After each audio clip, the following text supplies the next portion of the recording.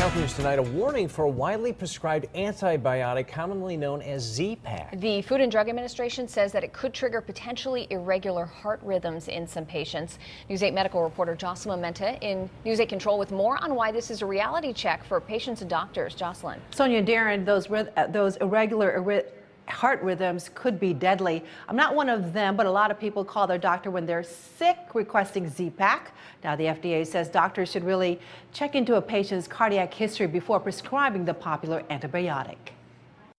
It's sold as Zithromax or Z-Max, but most know it as Z-Pak. It's the most widely prescribed antibiotic for bacterial infections such as bronchitis and pneumonia.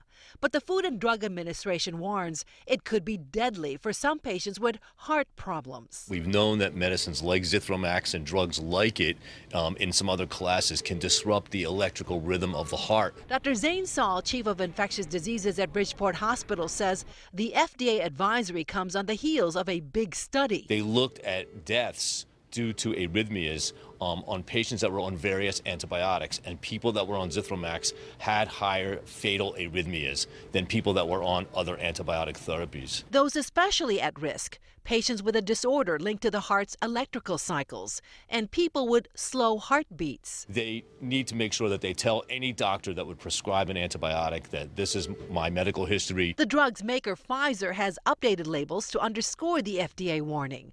But Dr. Saul says it's a wake-up call for a popular drug that many request by name. Don't ask for an antibiotic unless your doctor thinks it's absolutely necessary. And the same for physicians who already knew about this, from years past.